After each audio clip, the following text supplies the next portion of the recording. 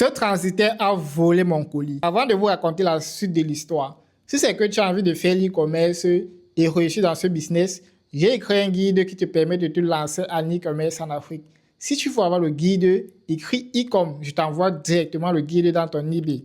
Un jour, quelqu'un va avoir l'AVC avec le business qu'on fait ici. Tu commandes tes colis, voilà. Il y a toujours des personnes qui vont prendre cet argent-là et qui vont faire en sorte que tu abandonnes le business.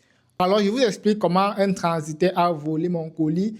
Il va peut-être regarder cette vidéo. Je ne sais pas s'il va réagir, je ne sais pas ce qu'il va faire.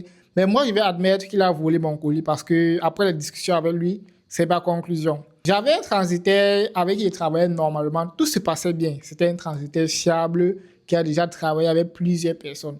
C'est vrai, il avait des tarifs un peu plus élevés. Là, moi, je n'avais pas de problème. Je travaillais avec lui. Un jour, il y a un ami avec qui, voilà, on fait l'e-commerce ensemble. Il fait également l'e-commerce. Il m'a parlé d'un transitaire. Il m'a même pas parlé d'un transitaire. Il m'a simplement dit qu'il est un ami qui récupère les colis des gens en Chine et qui fait venir ça au Cameroun. Après, voilà, je lui ai fait confiance. Il a dit que bon, c'est quelqu'un que je connais.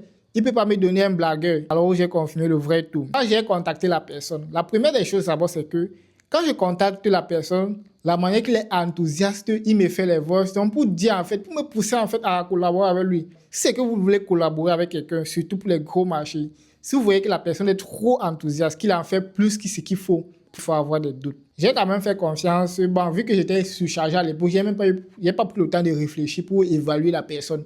Du coup, j'ai passé la commande du colis sur Alibaba.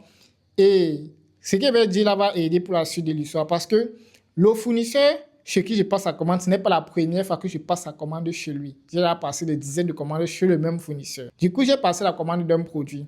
Et voilà. Pour plus de précision, il m'a proposé le colis express parce que voilà, je cherchais un transitaire qui fait le colis express. J'ai passé la commande de ce produit. Le transitaire, il m'a donné une carte de visite. Voilà. C'est même pas un transitaire, c'est un particulier qui voyage avec les colis. Il faut bien préciser ça. Le particulier m'a donné sa carte de visite pour qu'on puisse livrer le colis. J'ai envoyé au fournisseur, le fournisseur a livré le colis.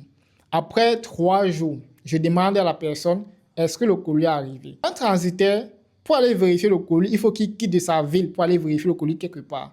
Donc, ce qui signifie que où il est censé occuper le colis, ce n'est pas là-bas qu'il reste. En fait, c'est ce qui m'a fait comprendre que ça va lui prendre 2 jours pour arriver là-bas pour vérifier le colis. J'ai attendu 2 jours. Il est parti arriver, il est arrivé là-bas pour une première fois. Il dit que le colis n'est pas arrivé. Je contacte le fournisseur me dit que le colis est arrivé. Il dit, what, qu'est-ce qui se passe ça? Moi qui étais fou en fait, que peut-être j'ai envoyé le colis à la mauvaise adresse, il me dit les trucs, que le colis n'est pas arrivé. Maintenant, je contacte le fournisseur, je demande au fournisseur que bon, il y a un problème avec le transitaire.